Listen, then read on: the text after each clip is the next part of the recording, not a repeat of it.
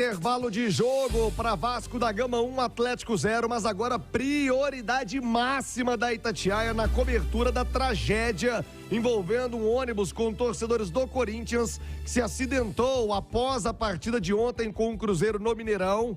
Há uma divergência nesse momento importante.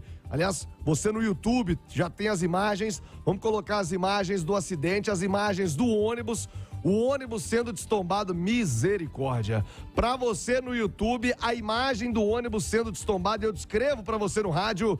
O ônibus parou com as rodas para cima, com as 4 rodas para o alto. Acabou o ônibus. Acabou o ônibus em que estavam os torcedores do Corinthians. A imagem é forte. Você vê no YouTube da Itatiaia, para quem tá no YouTube, já com as imagens do ônibus sendo destombado.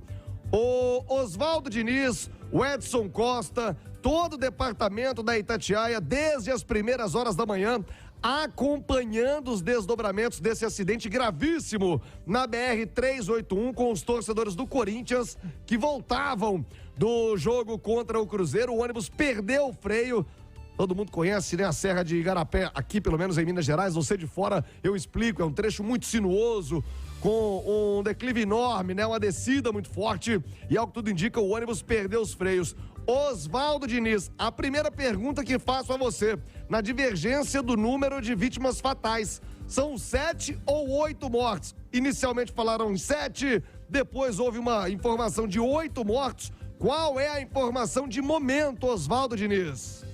Tiago, então, a gente está aqui no posto médico legal de Betim, né? A gente acompanhou esse acidente em loco, lá na Fernão Dias, naquela descida, quilômetro 525, e veio para cá. A informação inicial, Tiago, era de 7 mortos, dada pelo Corpo de Bombeiros. Depois, por meio de nota, a Polícia Civil confirmou 8 óbitos, assim como a Polícia Rodoviária Federal. Só que ambas instituições perceberam que haveria um equívoco nesse número de mortos e aí reduziram, voltaram para 7. Então, o número oficial de mortos nessa tragédia é de 7. 7 mortos, de acordo aqui com o pessoal que está aqui no posto médico legal de Betim, todos maiores de idade e do sexo masculino. Eles estavam dentro desse ônibus que tinha 43 ocupantes na saída do jogo de ontem, na madrugada, já passando pela Fernão Dias, no sentido São Paulo, perdeu o freio e acabou descendo ali. Eu vou trazer o Breno Marques. Breno Marques, ele é um caminhoneiro que saiu de Petrópolis, que saiu do Nordeste, com destino a São Paulo, estava transportando ali uma carga de melancia e ele viu toda essa dinâmica do acidente e vai explicar mais pra gente o que ele viu. Rapaz, eu passei por ele antes da serra e aí chegou no pico da serra e eu parei a carreta para bater os pneus para começar a descida, né? O caminhoneiro chamou no rádio e falou: o ônibus está descendo aí. Eu acho que ou ele perdeu, ou ele tá sem freio, ou ele tá descendo acelerado demais. Aí chamei no rádio, o rapaz do ônibus dei farol também para ele segurar. Mas foi muito rápido, ele passou, do jeito que ele passou, ele bateu no barranco ali que, do jeito que ele bateu, ele foi arremessado, ele voou. Aí veio parar aqui embaixo, nem marca de frenagem tem, do jeito que ele veio, ele voou. O bombeiro falou pra gente que um dos ocupantes disse que ele estava gritando, dizendo que havia perdido o freio. Pela dinâmica que você viu, essa é a impressão mesmo? Tem que ter cautela, né? Ainda mais num trecho sinuoso desse. Aí na hora que ele perdeu o freio, foi na hora que ele começou a descida ali, porque essa serra é muito traiçoeira. Ela desce forte lá em cima, depois tem a reta. Aí eu dei farol pra ele reduzir, mas ele se desesperou, jogou pro barranco, aí ele foi arremessado, voou, que parecia um carrinho de brinquedo voando. Aqui já vi muitas e muitas, essa curva aqui, a terceira ali embaixo perdeu muitas vidas. E na hora ali você chegou a ver vítimas sendo arremessadas ou não? Arremessada, foi tudo aí, uma gritaria, o rapaz foi arremessado, quebrou o pescoço.